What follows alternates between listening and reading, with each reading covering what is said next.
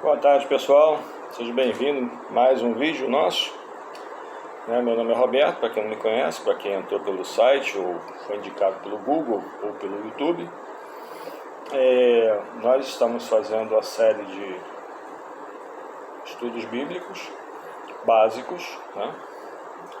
Então, nós falamos do batismo no vídeo passado, vou botar ele aqui.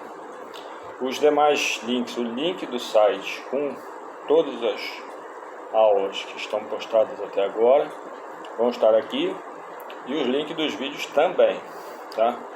Os anteriores. Então nós vamos continuar falando sobre batismo, mas não vou falar sobre a segunda parte, que é a conversão, né? Para que o batismo seja válido, é necessário arrependimento e conversão, mudança de caminho, mudança de direção, tá certo? Então, o que é uma conversão a Jesus Cristo, né? Para haver o batismo, precisa haver conversão da pessoa inteiramente a Jesus, ou seja, abandonar todas as ideias anteriores que são conflitantes com a Bíblia, tá certo? E se arrepender dos seus pecados, de tudo que fez de errado. Obviamente, esse arrependimento ele tem que gerar frutos, tem que gerar mudança, tá certo? Não adianta dizer que se arrependeu e não mudar nada, tem que mudar, né? Como está escrito lá em Atos 2:38, está escrito assim: e disse-lhe Pedro: arrependei-vos, e cada um de vós seja batizado em nome de Jesus Cristo para perdão dos pecados, e recebereis o dom do Espírito Santo. Em Mateus 3:38, o próprio Jesus vai dizer: produzir frutos dignos de arrependimento. E ainda 1 Coríntios 2:6-7 vai dizer assim: todavia falamos sabedoria entre os perfeitos, não porém a sabedoria deste mundo, nem dos príncipes desse mundo, que se aniquilam, mas falamos a sabedoria de Deus, oculta em mistério, a qual Deus ordenou antes dos séculos para a nossa glória. Tá certo?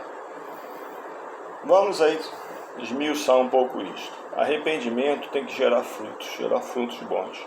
Se você falou mal contra uma pessoa, vai lá e pede perdão para ela. Se você brigou com uma pessoa, pede perdão. Tem que gerar frutos. Arrependimento sem fruto não é arrependimento, tá bom? Então, continuando aqui, quais são as principais coisas que eu devo me converter? Converter é mudar de posição, mudar de sentido. E a primeira coisa que pouca gente fala, mas que é fundamental, primeiro, observar que a conversão ela não é externa, não é mudar de uma roupa, ficar com a carinha bonita, não é isso. Converter o interno. Para converter o interno, a gente precisa converter os nossos pensamentos. Ou seja, mudar os nossos pensamentos, né? Os verdadeiros frutos vão ser exteriores. Não adianta apresentar uma falsa santidade, tá? Se o interior não estiver limpo. Então precisa limpar o interior, precisa mudar o interior. Está escrito assim lá em Mateus 23:27, diz assim: ai de vós, escribas e fariseus, hipócritas, porque sois semelhantes a sepulcros caiados, que por fora realmente parecem formosos, mas no interior estão cheios de ossos mortos e toda imundície. Tá bom? Mateus 23:27. Eu vou colocar aqui embaixo também o link da aula escrita no site. O link do site para você poder acessar a aula. Jesus estava lidando com os escribas e os fariseus, que eram os religiosos, os que se dizem religiosos, os que seguem uma religião, seguem alguma coisa, seguem até o cristianismo hoje, atualmente, mas não são cristãos. Jesus não quer religiosos nem santarrões, pessoas santas demais. Se você é santo demais, pode estar certo que você não é tão santo assim. Quer pessoas que verdadeiramente superem a cada dia os aspectos interiores da criatura antiga, não salvo. Quando nós estávamos no mundo, nós tínhamos aspectos que às vezes até nós mesmos não queríamos, achávamos horríveis. Mas eu sou assim mesmo, né? Para que eu vou mudar? Nasci assim, vou morrer assim. Não é assim? É o ditado da Gabriela, né?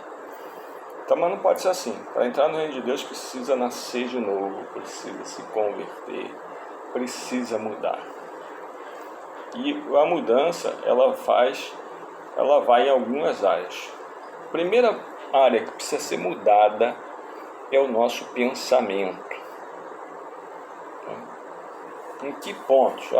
Na lascívia, no desejo. Desejo.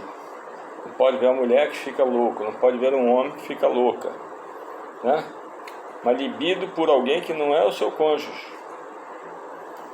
Mentira. Pessoas que gostam de mentir têm que mudar. E às vezes é uma luta, porque a pessoa arraigou esse hábito. Tem que mudar. Né? Eu sempre dou o exemplo muito simples.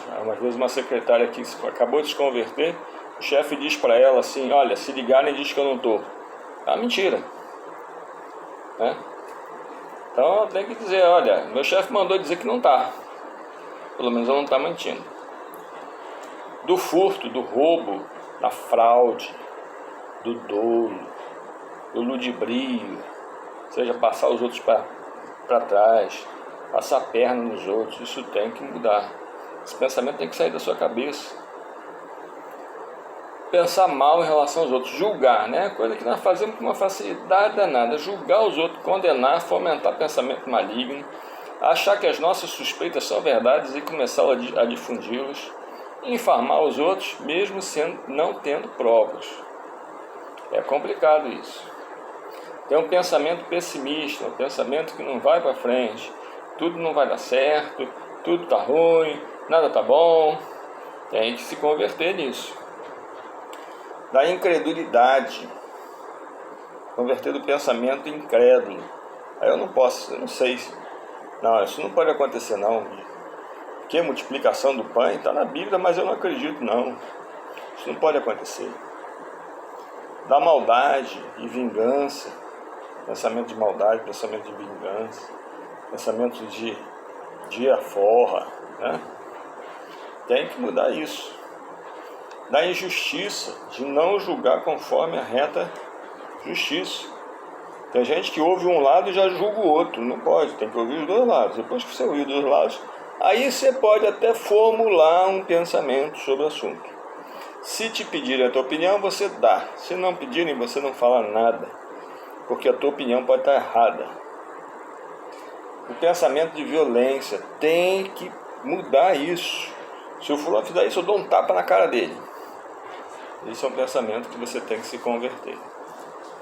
Está escrito lá em Filipenses 4:8, diz assim: quanto ao mais, irmãos, tudo que é verdadeiro, tudo que é honesto, tudo que é justo, tudo que é puro, tudo que é amável, tudo que é de boa fama, se há alguma virtude e se há algum louvor, nisso pensai. Outras versões estão dizendo: nisso ocupe o vosso pensamento, em coisas verdadeiras, honestas, justas, puros, amáveis, de boa fama, de virtude, de louvor. Isso tem que ocupar a nossa mente. Não pode ser pensamento pessimista, pensamento negativo, ok? Outro assunto que, já para terminar, né? Eu quero só abordar 3 assuntos, que é a incredulidade. Incredulidade é uma poderosa ferramenta do nosso adversário. Nós temos que entender isso. Ela toma conta da gente. Por que ela toma conta da gente? Gente, porque a gente está dentro do mundo. Quando a pessoa se converte a Jesus, ela nasce de novo. Ela nasce para a eternidade. O mundo da eternidade ainda não está visível aos nossos olhos. Nós estamos imersos no mundo. Então nós temos a tendência a acreditar que tudo que não funciona no mundo material não vai funcionar, né? Por quê? Porque o mundo que nós estamos vivendo, ele está temporariamente nas mãos do maligno, certo? Então ele vai sempre jogar isso contra a gente. Nós temos que lutar sempre contra essa condição. Por quê? Porque o mundo está ao nosso redor, o material, né? Pega esse livro aqui, ele está aqui, na minha mão. Dizer que eu vou soltar ele no chão e não vai cair, é difícil de acreditar, né? Então, nós temos que trabalhar isso na gente, acreditar nas coisas que Deus pode fazer. E normalmente essa incredulidade ela vem porque as pessoas não conseguem perceber o Deus para qual eles se converteram. Quem é Deus? Quem é Jesus Cristo? Ele é o Criador de todas as coisas, ele pode mudar todas as regras do universo. Tá certo? Você tem que entender isso. A gravidade existe porque ele criou, mas ele pode também anular a gravidade. Então, o que a gente precisa para fazer isso? A gente precisa estar sempre em comunhão com ele, em oração. Oração não é só ficar de joelhos ou ficar de pé na igreja. Oração é conversar com Deus o tempo todo. Oração não é ficar repetindo. Oração é conversar. Você só pode ter intimidade com uma pessoa que você conversa. Tem que conversar com Deus. Tem que deixar que o Espírito Santo inunde o seu ser e te dê a certeza que coisas que não são naturais podem realmente acontecer, né? Jesus mesmo dá 2 exemplos, né? No Evangelho, né? De Marcos, tem 2 exemplos no mesmo capítulo, no 9. No 24, vai lá dizer: o pai do menino, chamando com lágrimas, disse: eu creio, Senhor, ajuda a minha incredulidade. Ele quer crer, ele queria crer que Jesus podia. Porque nesse caso, os discípulos de Jesus estavam tentando expulsar um demônio e não conseguiram. Ele ele queria crer que o menino ia ser salvo, ia ser curado. Jesus disse: tu crês? Ele disse: eu creio, Senhor, mas ajuda a minha incredulidade. Olha só, esse tem que ser o nosso espírito. Depois os discípulos chamaram Jesus no canto e disseram: por que a gente não conseguiu expulsar o demônio em teu nome? Porque esta casta não pode sair por coisa alguma, a não ser por oração e jejum. Ou seja, você se separar para Deus e conversar, ficar em comunhão com Ele. Tá bom? Então nós temos que nos converter, reprisando rapidamente. Converter do pensamento, da incredulidade, tá certo? E produzir frutos de arrependimento. Não adianta a gente dizer que se converteu e não produzir frutos. Temos que produzir frutos, tá certo? A conversão requer arrependimento. Aquilo que você fez no passado que te deixa triste, você tem que se arrepender e, se possível, consertar. E é isso que você precisa. Para ser um salvo, você precisa se arrepender e converter o seu caminho. Mudar do caminho das trevas para o caminho da luz. Tá bom? Se você gostou do vídeo, dá o seu like. Se você acha que vale a pena compartilhar com outros, compartilhe nas suas redes sociais. Se você quiser botar no comentário as suas perguntas ou comentários mesmo, também fique à vontade, tá bom? Se inscreva no canal se não é inscrito, tá bom? E muito obrigado pela atenção. Tchau.